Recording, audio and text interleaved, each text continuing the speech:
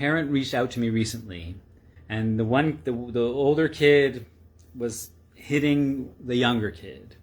And they were saying, like, we don't hit, and gentle hands, and saying, it looks like you're having a hard time not hitting, I'm going to move you, or hitting shows me that you're upset, I'm going to move you.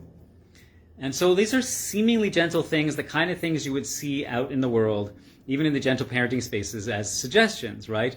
But the kid continuously wanted to hit, sometimes wanted to hit more. Sometimes they would do the laugh, you know, when you tell the kid don't hit and they laugh and they stare you right in the eyes and they do it again. And like that kind of thing happens a lot, right? And you think, well, the empathy is not coming. What's happening? Why is this not happening? So my suggestion, of course, was like, do away with all the wrongness. Don't even point to the behavior. Don't even address the behavior in the moment, because when a behavior like that happens, it's not coming from any kind of reasoning. It's an emotional, experiential, visceral reaction.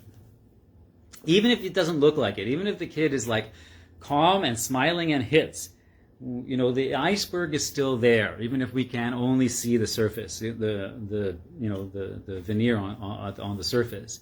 But the iceberg of causes and effects are still under there. And when we have iceberg consciousness, we can see it. So I said, instead of saying I'm going to move you because you're hitting and this is a hard time, I said, change it to, it seems like we're all struggling and having a hard time right now. I'm here to help. And then shift it in some way. Say, we're going to move over here, or we're going to do this instead. But don't point to anyone being at fault. So just like the very next day, the older kid hit the younger kid. And the parent came in and said, oh, it looks like everyone's having a hard time and we're all overwhelmed. I think we all need a break. And the one who got hit, she held the one who got hit, who was crying in their arms.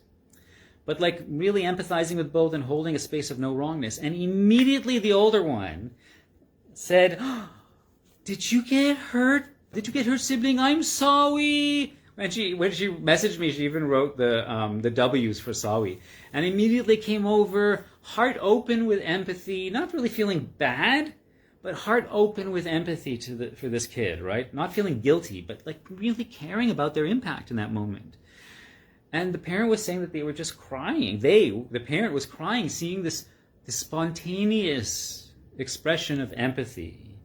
Once the wrongness had been even the hint of wrongness had been completely removed from the equation, this kid was able to experience their full, unfettered, unrestrained sense of empathy for their sibling.